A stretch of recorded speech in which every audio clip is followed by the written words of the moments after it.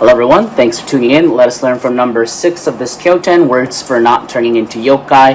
And I quote, Yokai choose window dressing rather than being scolded. Words for not turning into yokai number 6.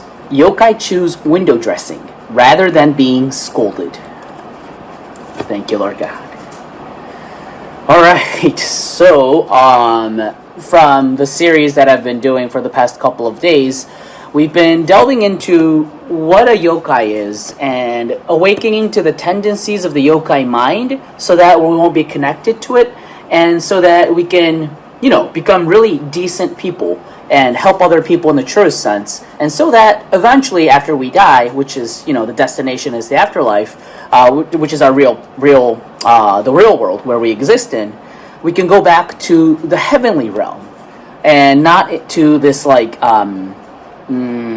dark, murky place of the rear side heaven. And so one of the mindsets that appears in work would be faking numbers, window dressing. So rather than being scolded, they would choose to fake numbers, which means that their private realm is bigger than the public realm. So they have no, responsibility for their public, work or public responsibility.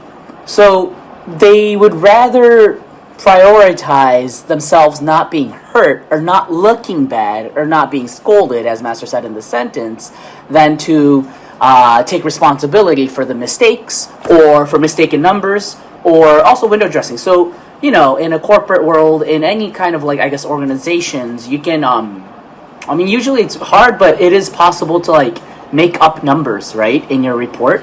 And eventually that lie is going to be exposed. You're not going to be able to lie forever, and that's probably going to show, and then you're probably going to get fired in the end. Yet, if you have a yokai tendency, you can't think rationally like that. Emotionally, you think about self-preservation.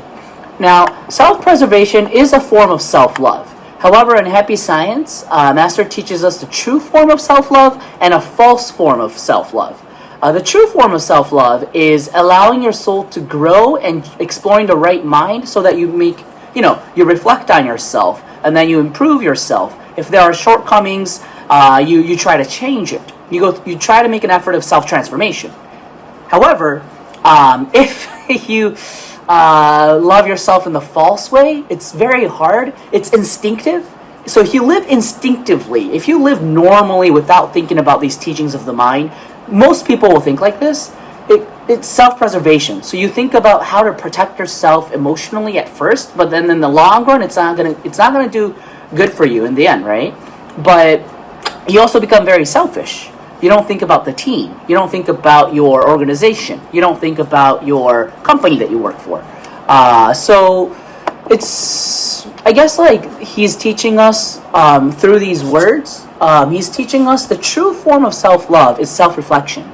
And then the false form of self-love is loving your false self. Loving the self that goes against Buddha's will or God's will. And in order to be able to detect this and to look at this squarely and to go have a discovery that, you've been thinking like this, you have to explore your mind. You have to practice the exploration of right mind, reciting the sutra, and then it's like observing your mind daily.